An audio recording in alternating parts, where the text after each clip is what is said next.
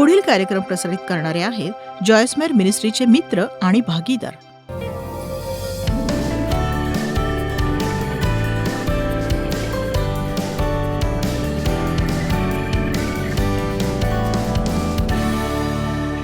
आनंदी राहणं हा एक चांगला उद्देश असला तरी तोच आपला उद्देश नाहीये, तर प्रत्येक कार्यात देवाचं गौरव करणं हा आपला उद्देश आहे.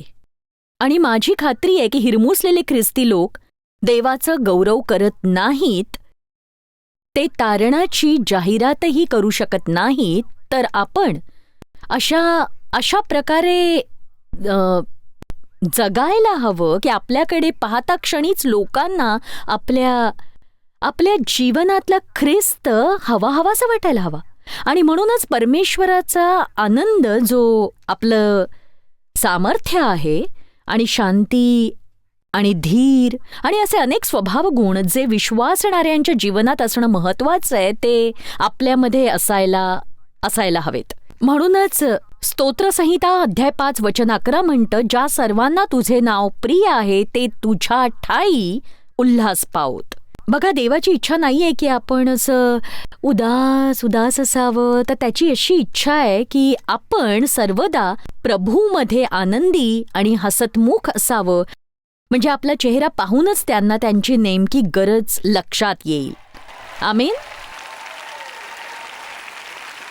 बघा, इतकी वर्ष घालवल्यानंतर मी या निष्कर्षाला पोहोचले की या जगातल्या प्रत्येक व्यक्तीची एकच आस आहे. कोणती सांगू? त्यांना फक्त खुश राहायचं आहे, एवढंच. म्हणजे जेव्हा तुम्ही शॉपिंगला जाता तेव्हा तुम्ही फक्त यासाठी जाता की तुम्हाला आनंद मिळतो. बघा, आपण खातो कारण आपल्याला आनंद मिळतो. पुष्कळदा अति खाण्यामुळे आपल्याला आनंद मिळतो. आनंद मिळतो म्हणूनच आपण नातेसंबंध जोडतो. आनंदी राहणं ही प्रत्येक व्यक्तीची ही विशेष गरज आहे. पण दुर्दैवानं काही लोक चुकीच्या मार्गाने आनंद शोधतात. आता मी तुम्हाला प्रथम देणारे क्रमांक 12, आणि क्रमांक 12 आहे आनंदी राहण्याचा ठाम निर्धार करणं.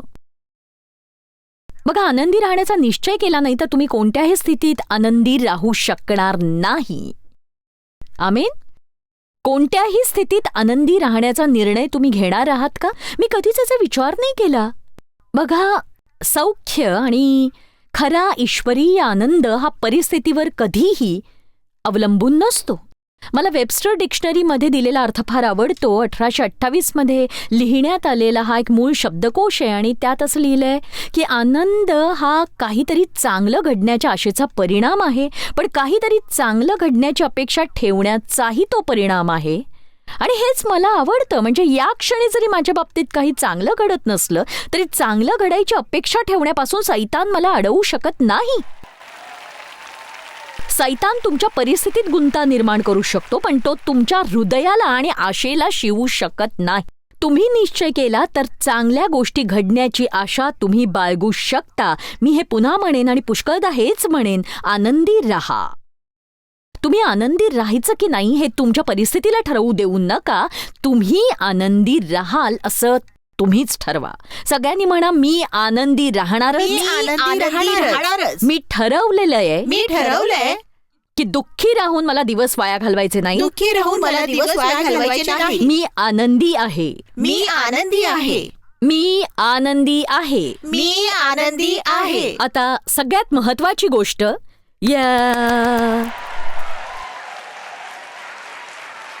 काल आपण पाहिलेली सगळ्यात पहिली गोष्ट ही आहे की खुश राहायचं असेल तर देवाचं वचन जे सांगतं त्यावर विश्वास ठेवा. विशेष करून तुमच्याविषयी जे सांगतं त्यावर. म्हणजे तुम्ही स्वतःचा आनंद लुटला नाहीत तर तुम्ही आनंदी नाही राहू शकणार.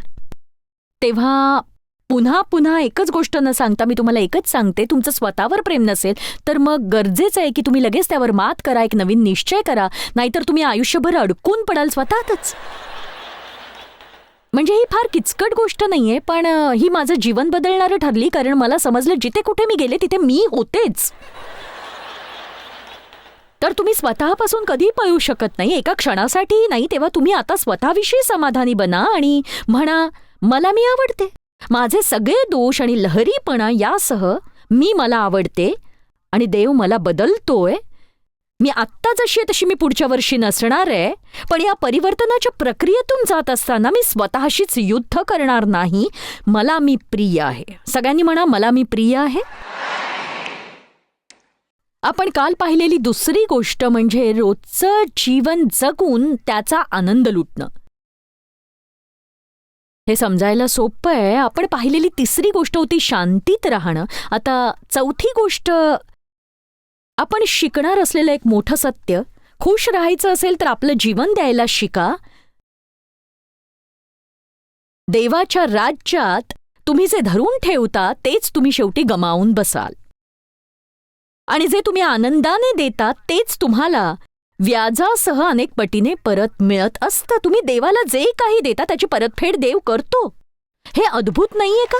तुम्ही जे काही देवाला देता त्याची भरपाई देव करतो. तुम्ही जर स्वतःला देऊन म्हणालात, प्रभू हा मी इथे आहे, तू मला घे आणि तुझी इच्छा पूर्ण कर, तू माझा तुझ्या गौरवासाठी, तुझ्या राज्याच्या वाढीसाठी सामर्थ्याने उपयोग कर देवा. आणि आपल्या जीवनात एकदाच प्रार्थना करू नका, रोज करा. प्रत्येक दिवशी मी देवाला विचारते, मी तुझ्यासाठी काय करावं ते मला दाखव. मी इतरांसाठी आशीर्वादित ठरावं म्हणून मी काय करावं किंवा काय द्यावं तेही मला दाखव. कुणाला उत्तेजन द्यावं ते दाखव. आणि बघा, बऱ्याच काळापर्यंत मी माझ्या विश्वाच्या केंद्रस्थानी होते, आणि मी तुम्हाला सांगू इच्छिते, अशी व्यक्ती कधीच सुखी होऊ शकत नाही. स्वार्थी लोक सुखी लोक नसतात. आमीन. हे एक ट्विट आहे. हा योग्य शब्द वाटतोय ना? आपण असेच ट्विट करतो ना? हो बरोबर, हे ट्विटच आहे. मी सगळ्यांची सरमिसळ करतेय. तुम्ही आनंदी आणि स्वार्थी एकत्र असू शकत नाही. तुम्ही तुमचं जीवन तुमच्या इच्छेप्रमाणे जगू शकता. तुम्ही तुमचं अख्खं आयुष्य स्वतःला केंद्रस्थानी ठेवून जगू शकता, या अपेक्षेने की तुम्ही प्रत्येकाच्या जीवनाचा केंद्रबिंदू असाल, पण तुमची मनस्थिती दयनीय होईल. म्हणून तुम्ही आजच निर्णय घ्या की मी माझं जीवन समर्पित करीन, मी ते देवाला अर्पण करीन, आणि मी त्याला सांगेन तुला हे हवं तसं कर. मत्तय अध्याय 16 वचन 24. मग येशू आपल्या शिष्यांना म्हणाला, माझ्या मागे येण्याची कोणाची इच्छा असेल तर त्याने स्वतःचा त्याग करावा आणि त्याने आपला वधस्तंभ उचलून घ्यावा आणि मला अनुसरावे. आता बघा, स्वतःचा त्याग करावा म्हणजे असं नाही की स्वतःची काळजी घेऊ नये, तर त्याचा अर्थ असा आहे की तुम्ही स्वतःला सतत सतत केंद्रस्थानी ठेवू नये. आमेन.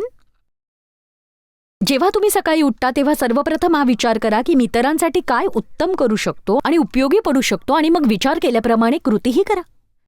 आपला वधस्तंभ उचलून घेऊन मला अनुसरावे. आता बघा, वधस्तंभ उचलून घेण्याविषयी बरीचशी चर्चा झाली आहे. काही जण असं म्हणतात की माझी समस्या हाच माझा वधस्तंभ आहे, माझा आजार हाच माझा वधस्तंभ आहे, किंवा माझं संकट हाच माझा वधस्तंभ आहे. नाही, हे वचनानुसार नाहीये. वधस्तंभ वाहणं म्हणजे स्वतःला विसरून जाणं, स्वतःवरून आणि स्वतःच्या आवडीनिवडीवरून नजर हटवणं आणि म्हणणं, मी इथे प्रभू, तुझं एक रिक्त पात्र म्हणून मी आहे, तू मला भरून टाक आणि जे तुला हवं आहे ते तू माझ्याद्वारे कर. चला, हा आपल्या जयोत्सवाचा पाया आहे, नाही का? आमेन. आता मी तुम्हाला सांगू इच्छिते, जर तुम्ही असं जीवन जगला नाही तर तुम्हाला सांस्कृतिक धक्का बसेल. समर्पित जीवन जगणं सुरुवातीला तुम्हाला नक्कीच कठीण जाईल, कारण आपल्या मनावर आपणच राज्य करत असतो आणि प्रत्येक गोष्टीत स्वतःलाच आपण पहिलं स्थान देत असतो. आणि आरंभी हे कठीण वाटतं, कारण त्यासाठी मरावं लागतं. इथे आपण मरणातून जात असतो, पण मी तुम्हाला सांगू इच्छिते, खरं जीवन जगण्यासाठी तुम्हाला प्रथम मरावंच लागतं. मी इथे शरीराने मरून आत्म्याने स्वर्गात जाण्याविषयी बोलत नाही, ते इथलं जीवन संपण्याविषयी आहे. पण खरं तर तुम्हाला खरं जीवन हवं असेल, असं दर्जेदार जीवन जे अर्थपूर्ण असतं आणि जे प्रभूच्या गौरवासाठी आणि इतरांसाठी कामी येतं, त्या जीवनासाठी तुम्ही स्वतःसाठी मरता. म्हणजे स्वतःच्या मार्गाने चालणं तुम्हाला सुखाचं वाटत नाही. हो, प्रभूच्या मार्गाने चालणंच तुम्हाला सुखाचं वाटतं.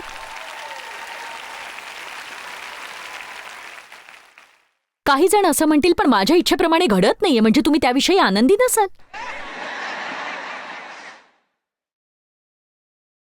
वचन 25 आणि जो कोणी, हे वचन नीट समजण्यासाठी आपण पुन्हा वचन 24 पाहूया. आणि मग येशू आपल्या शिष्यांना म्हणाला, माझ्या मागे येण्याची कोणाची इच्छा असेल तर त्याने स्वतःला नाकारावे, म्हणजे स्वतःला आणि आपल्या आवडीनिवडींना पूर्णपणे विसरून जावे आणि आपला वधस्तंभ उचलून वाहावा आणि मला अनुसरावे, म्हणजे माझ्या जीवनाशी समानरूप जीवन जगावे आणि वेळ पडल्यास मरणही पत्करावे. कारण जो कोणी आपला जीव वाचवू पाहतो तो आपल्या जीवाला मुकेल, आणि जो कोणी माझ्याकरिता आपल्या जीवाला मुकेल त्याला तो मिळेल, म्हणजे आपल्या सुखाचं समर्पण करणाऱ्यांना प्रतिफळ मिळेल. सहसा आपण कधी असं करत नाही, इतर लोकांसाठी तर ही गोष्ट आपण कधीच करत नाही, पण ख्रिस्तासाठी मात्र करूच शकतो. एक गोष्ट मी स्पष्ट करते, स्वतःला विसरणं म्हणजे तुम्हाला जे काही करावंसं वाटतं ते तुम्ही करू शकत नाही असं नाही, किंवा तुम्ही स्वतःसाठी कुठली चांगली योजना अंमलात आणू शकत नाही असंही नाही, ते तुम्ही करू शकता. आणि हे वचन आपण संदर्भानुसार पाहायला हवं. याचा अर्थ असा आहे की तुम्ही केवळ स्वतःलाच केंद्रस्थानी ठेवून आपलं जीवन जगू शकत नाही. मी लोकांना स्वतःची काळजी घ्यायला आणि संतुलित जीवन जगायला उत्तेजन देत असते. तुम्ही स्वतःसाठी काही करणं ही वाईट गोष्ट नाहीये, पण केवळ स्वतःलाच केंद्रस्थानी ठेवून सगळं काही करणं ही वेगळी गोष्ट असते जी चांगली नाहीये. आमीन. मनुष्याने सर्व जग मिळवले आणि आपला जीव गमावला तर त्याला काय लाभ? किंवा मनुष्य आपल्या जीवाबद्दल काय मोबदला देणार स्वर्गाचं राज्य मिळवण्यासाठी? मला वाटतं आपण द्यायला आणि जगायला शिकायलाच हवं. जगणं आणि देणं, मी रोज सकाळी उठते तेव्हा मला काय मिळतं ते महत्वाचं नसतं, तर माझ्याद्वारे देव काय करतो ते महत्वाचं असतं. खरं सांगायचं तर देवापासून काही मिळाल्याशिवाय आणि ते आपल्या जीवनातून वाहिल्याशिवाय आपण कुणालाही योग्य त्या गोष्टी देऊ शकत नाही किंवा कुणाचा सन्मान करू शकत नाही. आमीन. बघा, माझ्याकडे जे द्यायला असतं ते तुम्हाला नको असतं, पण बघा इथे मी देवाला माझ्याद्वारे त्याचं कार्य करू दिलंय, ज्यामुळे तो तुमच्या जीवनात अधिक राहील आणि तुम्ही अधिक कार्यशील बनू शकाल. हे लक्षात घ्या तुम्ही. आणि म्हणूनच आता बघूया योहान अध्याय 12 वचन 24 ते 26. ही फार अद्भुत वचनं आहेत. आपला राहिलेला संदेश या वचनाभोवती केंद्रित आहे, तर नीट ऐका. योहान अध्याय 12 वचन 24. मी तुम्हाला खचित सांगतो की मंडळींमध्ये गंभीर धडे शिकणं गरजेचं असतं. गव्हाचा दाणा जमिनीत पडून मेला नाही तर तो एकटाच राहतो, आणि मेला तर पुष्कळ पीक देतो. गव्हाचा दाणा जमिनीत पडून मेला नाही तर तो एकटाच राहतो, आणि मेला तर पुष्कळ पटीने पीक देतो, पुष्कळ पटीने. मी तुम्हाला उत्तेजन देऊ इच्छिते की तुम्ही हे वचन पुन्हा पुन्हा वारंवार वाचा. मी तुम्हाला एक उत्तम उदाहरण देते. हे पीच नावाच्या फळाचं एक बीज आहे. आज सकाळीच माझ्या पतीने मोठ्या आवडीने पीच खाल्लं, त्याचं बी धुतलं आणि हेअर ड्रायरने ते सुकवलंही. तो खूप चांगला आहे, खूपच चांगला आहे तो. आणि आता बघा, जोवर हे बीज जमिनीखाली पुरलं जाणार नाही तोवर ते असंच राहील. हे नक्कीच एवढं आकर्षक नाहीये. तर बघा, जोवर तुम्ही पुरले जात नाही, त्या अर्थाने जसे तुम्ही आत्ता आहात तसे तुम्ही कधी बनू शकत नाही.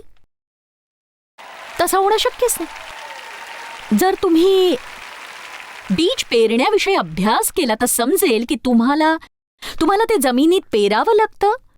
ते जमिनीखाली अंधारात दडलेलं असतं. आपल्याला आपल्या जीवनातले अंधकारमय दिवस आवडत नाहीत, पण त्या अंधारातच आपलं बाहेरचं कवच हे गळून पडतं आणि देव आपल्या हृदयामध्ये त्याच्या गौरवाचं महान कार्य करतो. आणि जेव्हा आपला नव्याने जन्म होतो तेव्हा देव आपल्या सर्व आशीर्वादांसह आपल्या जीवनात वस्ती करायला येतो. आणि तुम्ही मला अनुमती दिलीत ना, तर मी हे असंच सांगेन की तुम्ही भक्तीचं बीज धारण करता. आमेन. तुम्ही ख्रिस्ताचं स्वरूप आणि सुभक्ती धारण करता. ज्या प्रकारे एखादी स्त्री गर्भधारणा झाल्यानंतर मुलाला जन्म देते, त्या प्रकारे देवाच्या वचनाचं कार्य मनुष्याच्या हृदयात होत असतं. चला तर, जसं गर्भाचं पोषण होतं तसंच वचनाचं पोषण झालं पाहिजे. आणि ही नव्या जन्माची प्रक्रिया अद्भुत आहे. पण एक सांगू का, जन्माची प्रक्रिया तितकीच दुःखदायी सुद्धा असते. आमेन. फारच दुःखदायी असते ती. आणि बघा, क्षणभर आपण कल्पना करूया की त्या बीजाला भावना आहेत आणि ते बीज त्या व्यक्त करतं. ते बीज आपण बीज असल्याचा आनंद लुटत असतं. अचानकपणे कोणीतरी ते आपल्या ताब्यात घेतं आणि मग ते मातीत टाकतं, जमिनीत पेरतं, अंधारात. तिथे त्याची घुसमट होते, तिथे उष्णता असते, तिथे दबाव असतो. पण बघा, वरून येणारा दबाव आणि जमिनीतली उष्णता यामुळे कालांतराने त्या बीजावरचं बाहेरचं आवरण फुटतं. आता तुम्हाला यातले आध्यात्मिक धडे शिकायचेत. आमेन. तर मी ख्रिस्ती व्यक्ती आहे. माझ्यामध्ये किती महान गोष्टी असल्या तरीही जोवर देव माझ्यात कार्य करत नाही तोपर्यंत त्या सगळ्या गाडलेल्याच राहतात. आणि कुणालाही माझ्यात ख्रिस्त दिसत नाही. कारण मी चर्चला जाते, मी घरी जाते, चर्चला जाते, घरी जाते, चर्चला जाते, घरी जाते, आणि माझ्यात काहीच बदल होत नाही. आणि ते बीज जमिनीतच राहतं आणि मग ते फुटतं आणि त्याला लहान लहान असे अंकुर फुटतात, लहान लहान, आणि ते जमिनीत जातात, तिथे घट्ट रुततात. बऱ्याचदा आपल्याला प्रश्न पडतो की आपण देवाची मुलं असतानाही आपले प्रश्न झटपट का सुटत नाहीत. बघा, जमिनीमध्ये मुळावलं जाण्यासाठी तुम्हाला थोडा वेळ हा लागतोच. आमेन. तुम्ही देवाच्या प्रीतीमध्ये मुळावले जाता, तुम्ही ख्रिस्तात मुळावले जाता, तुम्ही देवाच्या वचनात मुळावले जाता. आणि जसजसं या बीजाला पाणी मिळत जातं तसतसं ते वाढतं. आणि मला वाटतं म्हणूनच देव वचनरूपी पाण्याविषयी आपल्याला सांगतो. जेव्हा या बीजाला पाणी मिळतं, पोषण मिळतं, त्याची काळजी घेतली जाते, तेव्हा अद्भुत गोष्ट घडते. वेळ कुणाला ठाऊक नसते, पण काही काळाने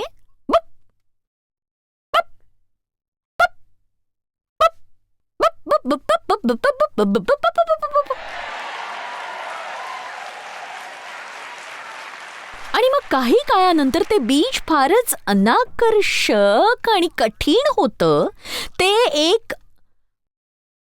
बहरलेलं पीच फळाचं झाड बनतं, अद्भुत असं. आणि मग ते फळ झाडावरून काढून जगभरात पाठवण्यात येतं. चला, कुणाला मी काय म्हणते ते कळतंय का? आणि ते जगभरात पाठवलं जातं लोकांना पोषण आणि आनंद देण्यासाठी. चला आता प्रभूला धन्यवाद देऊया.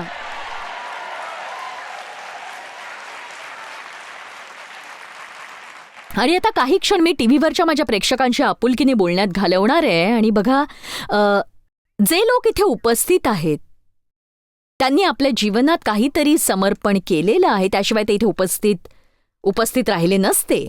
मला नाही ठाऊक की देवाच्या गोष्टी किंवा देवाचं वचन तुम्हाला कितपत कळतं, किंवा मी जे सांगते ते तुम्हाला पूर्णपणे कळतंय की नाही ते मला नाही ठाऊक. पण मी एक गोष्ट स्पष्टपणे सांगते की जर तुमचं जीवन स्वकेंद्रीय असेल आणि काही मिळावं म्हणून तुमची धडपड चालली असेल आणि तुम्हाला जे हवंय ते लोकांनी तुम्हाला द्यावं असं तुम्हाला वाटत असेल, तर तुम्ही कधीही सुखी होणार नाही. आता ऐका, जरी तुम्हाला हवी असलेली गोष्ट तुम्हाला मिळाली तरी तुमच्या लक्षात येईल की ती गोष्ट तुम्हाला आनंदी करू शकत नाहीये. कारण जर तुम्ही आपला मार्ग सोडायला तयार नसाल तर तुम्ही सुखी होणं अशक्य आहे. आमेन. मला ठाऊक नाही की किती ख्रिस्ती लोक नित्य नित्य नेमाने अशी प्रार्थना करत असतील, पण मी तुम्हाला सांगू इच्छिते की हे फार फार केविलवाण आहे की जर आपलं तारण टिकावं म्हणून आपण देवाला 12 गोष्टी तातडीने करायला सांगत असू तर सुखी होण्याचा हा मार्ग नक्कीच चुकीचा आहे.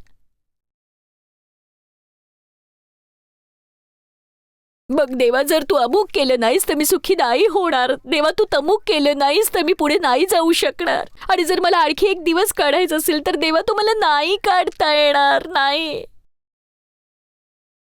हो, आपल्याला हव्या असलेल्या वस्तू आपल्याकडे असतात. मला जे हवंय ते माझ्याकडे असतं. पण मी काय शिकले ठाऊक आहे की तुम्ही देवाचं राज्य मिळवलं ना तर इतर गोष्टीही तुम्हाला मिळतीलच. आमीन. आणि स्तोत्रसंहिता 37, प्रभूच्या ठाई आनंद कर म्हणजे तो तुझे मनोरथ पूर्ण करील. ठीक आहे, तर आता 2 कोरिंथ अध्याय 8 वचन 5 पाहू. मला हे खरंच खूप आवडतं. मला आवडतं हे. बघा, तुमच्यापैकी काहींना केवळ निवृत्तीच्या विचारानेच थोडंसं मोकळं झाल्यासारखं वाटत असेल. आज मला आत्म्यात असल्यासारखं वाटतंय काहीसं. असं म्हणावंसं वाटतं की वाव, चला आता तुम्ही आत्मचिंतेपासून निवृत्त होण्याचा निर्णय का घेत नाही?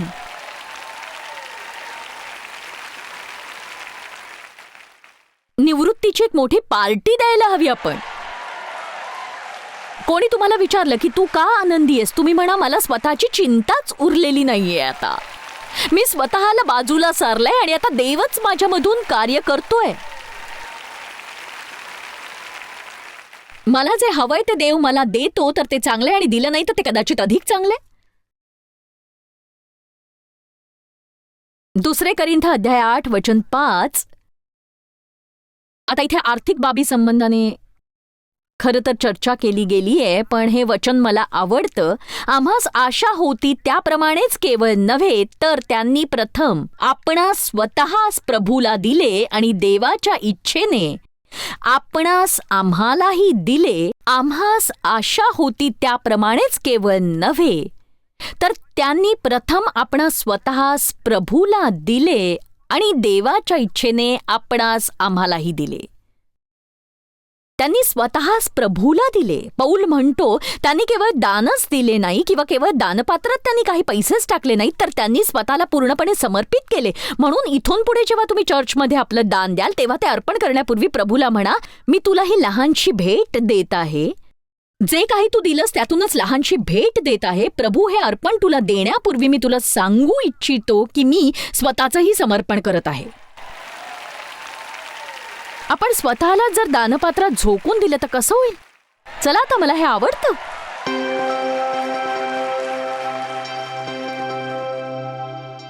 कसं आहे बघा, सुखाच्या 3 महान किल्ल्या आहेत: कृतज्ञता, आशा आणि प्रत्येक परिस्थितीत सकारात्मक राहायला शिकणं. या गोष्टींमुळे तुम्ही दीर्घकाळपर्यंत सुखी जीवन जगू शकता. मला झालेलं हे प्रकटीकरण आहे आणि त्याद्वारे माझ्या वृत्तीचा कायापालट झाला.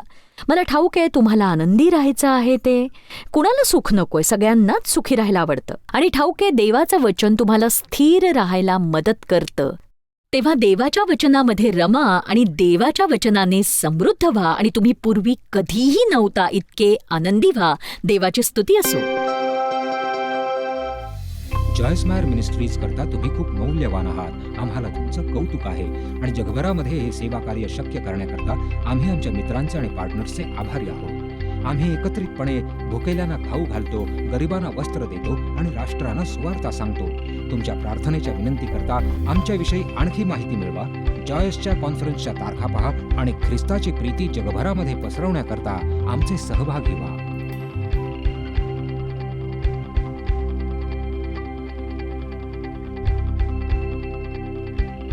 याचा सर्व खर्च जॉयस्मायर मिनिस्ट्रीचे मित्र आणि भागीदार करत आहेत.